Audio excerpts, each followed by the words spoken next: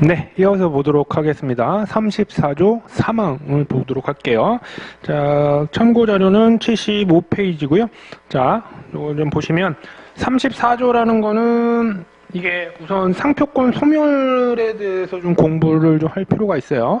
근데 이제 상표권 소멸을 자세히 뭐 설명드리기보다는 상표권은 등록 이후에 일정한 어떤 상황이 되면 소멸할 수도 있겠죠. 권리가 발생을 한 것도 있다면. 뭔가가 생겨나면 또 죽는 것도 있는 거고. 그래서 소멸되는 경우가 있는데, 소멸 원인이 보통 8가지 정도가 있습니다. 그래서 요거는 이제 법에 딱 규정이 돼 있어요. 어떤 경우엔 소멸한다. 그래서 어떤 효과가 있다. 이렇게 되는데, 요거는 나중에 무조건 암기하셔야 돼요.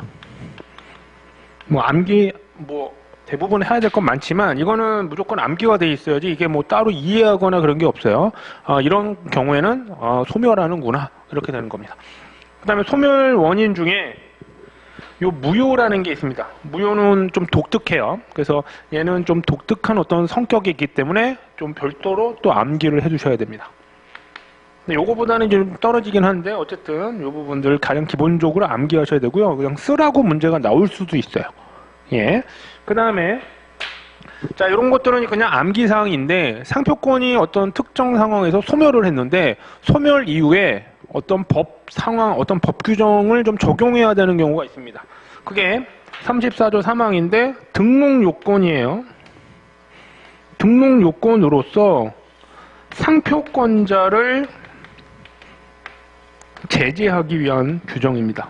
특정 상황에서. 제재, 뭘 못하게 하는 겁니다. 그거는 이제 그림을 보여드리면 이해가 되실 거예요. 34조 3항이. 그 다음에 나중에 96조 1항 1호라는 게 있습니다. 요거는 등록 원부에 등록을 하는 어떤 관련된 규정이에요. 그래서 더 자세한 내용은 나중에 소멸과 관련이 있다는 걸 나중에 공부를 하시게 될 거기 때문에 상표권 소멸은 이런 4가지가 크게 있고요. 요 5번째는 참고대인데 요거는 이제는 공부를 안 하셔도 되는데 예전에는 이게 5가지가 하나 더 있었어요. 요거는 이제 2013년도, 2016년도에 여러 가지 규정이 있었는데 다 삭제가 됐어요. 그 당시에.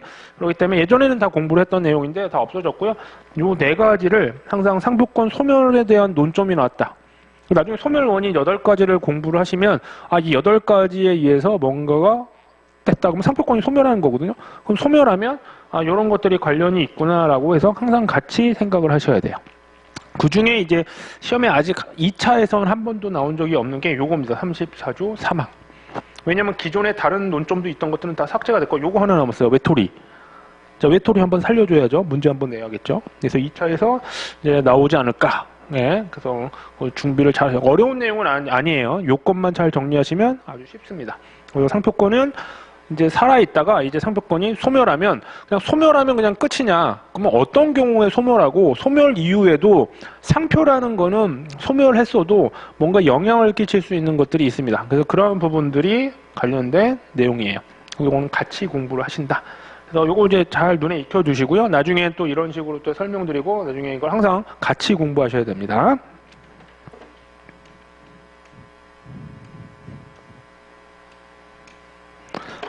자, 그럼 34조 3항이라는 게 도대체 뭐냐 보겠습니다. 자, 34조 3항은 특히 이제 이런 형태를 이루고 있어요. 어떤 등록상표가 있는데 취소 심판이라는 걸 아직 안 배웠지만 취소 심판을 누가 청구를 합니다. 어떤 사람이. 그러면 취소 심판을 청구를 하는 게 하나의 요건이에요.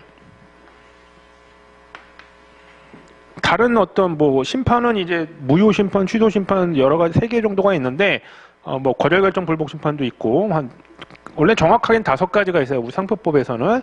그런데 그 중에 취소 심판만 관련이 있습니다. 취소 심판. 취소 심판이 청구되고 나서 3가지 소멸 사유가 여러 가지가 있었다고 했잖아요. 그 중에 나중에 소멸 사유를 이제 외우시면 되는데 이 3가지만 해당되면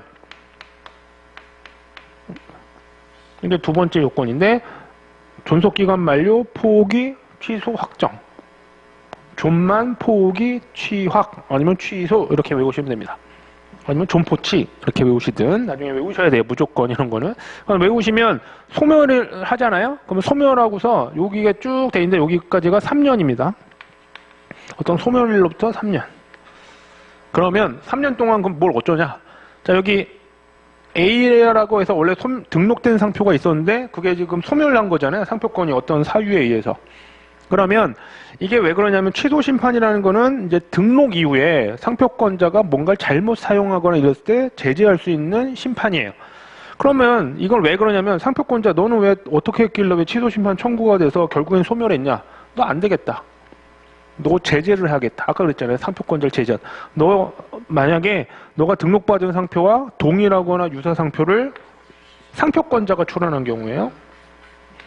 출원하면 자 3년 동안 34조 사망으로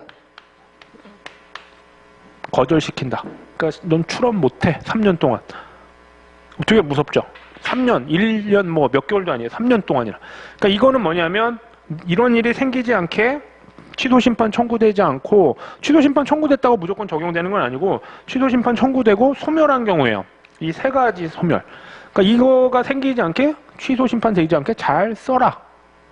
그래서 약간 예방하는 효과가 있는데 취소심판을 활성화하고 상표권자를 제재하기 위한 규정이죠. 그래서 취소심판이 청구돼야 되고 일정한 사유의 소멸이 생기고요. 그 다음부터 3년 동안 동일 유사 상표를 상표권자가 출원해서는 안 됩니다. 그렇죠? 자, 요거 자 이렇게 눈에 잘 익혀주세요. 그래서 요거를 이제 요건으로 말로 풀었으면 이렇게 됩니다.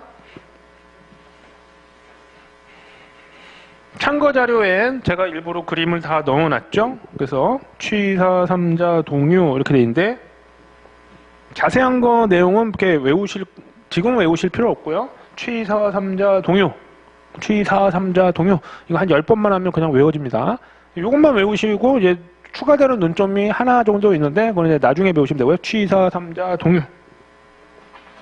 자, 취소 심판이 청구돼야 된다고 했죠. 그렇죠? 그리고 일정한 사유 소멸을 하는데 소멸 원인 8가지 중에 뭐 존속기간 만료, 포기, 취소 확정된 경우 우리가 아직 뭐 포기 뭐 이런 걸 다 안 배웠어도 자 이런 게 있다 정도만 보시면 됩니다. 그럼부터 어떻게 그 사유일로부터 3년 동안은 자 상표권자는 동일 유사 상표 및 상품을 출원할 수 없다. 자, 등록받고 싶으면 어떻게 해야 돼요? 3년이 경과해야 돼요. 그렇죠? 3년. 3년이나 제재를 합니다. 엄청 센 거죠. 상표권자를 제재하는 규정입니다. 그래서 취사 3자 동유, 취사 3자 동유. 이거 하나만 잘 외우시고 아까 그 그림 잘 기억하시면 되는데 이제 뭐 요것만 외우면 시험에 나오느냐? 여기 이제 추가되는 논점이 있기는 해요. 몇 가지가. 그거는 나중에 우선은 이렇게 틀을 잡아 놓으시면 돼요. 아 이게 상표권자 이렇게 제재하려고 하는 거구나. 취사 3자 동유 이렇게 알아두시면 됩니다. 좀 약간 간단한 부분도 좀 있고 이렇게 되게 어렵거나 이런 건 아니어서 시험에 나온 적은 없습니다. 예전에 이제 요것과 같이 관련이 있던 규정이 어려웠어요. 제가 이제 공부할 때 2000년대 중반에 이제 2008년도에 합격을 했는데 2007년도에 이제 공부 준비를 하고요. 근데 2008년도에 공부할 때만 해도 게다가 또 제가 또 강의를 했었잖아요. 2010년도부터 이제 강의를 하는데 그냥 공부하는 거랑 또 실제로 강의하는 건 틀리죠. 내가 정확하게 이해를 하고 그다음에 또 잘못된 내용을 전달하면 안 되잖아요. 또 게다가 우리는 지금 학문적인 거보다는 솔직히 시험에 적합한 걸 해야 되기 때문에 기출문제 같은 거가 나오면 항상 분석하고 1차 문제, 2차 문제. 그래서 나름의 뭐 이렇게 감이 있는 거죠. 이렇게 막 예전에 이런 문제도 나왔고 막 경향도 좀 보이고 그런 것들. 그렇기 때문에 뭐 여러 가지 히스토리도 많이 알고요. 그런데 이제 요 부분이 이제 아까 외톨이가 됐다고 했잖아요. 그래서 뭐 되게 중요한 논점은 아닌데 나름 외톨이가 된 부분이기도 하고 소멸은 또 시험에도 좀 꽤 나와요. 1차 때는. 근데 2차 때 여기 좀 나온 적이 없기 때문에 강조 드리는 겁니다. 나오면 다른 사람들도 알 거예요. 하지만 여러분들은 입문 때부터 이런 걸 잘 기억을 하셨다가 자세하게 그다음에 정확하게 쓸 줄 아셔야 돼요. 그러니까 나중에 솔직히 다 비슷하게 공부를 하는데 점수 차가 왜 나겠어요? 정확하게 아셔야 되는 게 있고요. 그 다음에 이제 뭐 사안마다 약간의 스킬 같은 게 있습니다. 그게 핵심이에요. 그런 것들이 이제 나중에 뭐 이제 기본 강의나 또 이제 나아가서는 이제 2차 때 답안 작성, 논술 이런 것들은 정말 점수를 잘 받기 위해서 그냥 어떤 A라는 뭐 법률적 지식과 판례를 안다고 해서 점수를 그냥 똑같이 받는 게 아니거든요. 그렇죠? 그게 이제 차이가 있어요. 그래서 그런 것들을 정확한 내용하에 그걸 공부를 하셔야 됩니다. 그럼 제가 아까 뭐 감으로 하는 얘기도 있긴 했지만 그거는 이제 뭐 기출 경향이나 뭐 이런 부분이고요. 실제 점수를 잘 받기 위한 근거가 다 있습니다. 그러니까 그런 근거 없이 그냥 막 강사들이 강의하는 경우가 있는데 저는 언젠가는 알아주겠다라고 해서 그게 이제 막 설명을 해드리고 있습니다. 알아주시겠죠? 예. 그건 나중에 1차, 특히 이제 2차 때 설명을 드릴 거고요. 자, 요거는 34조 3항 소멸과 관련된 거다. 한 번 더 취사 3자 동요. 예.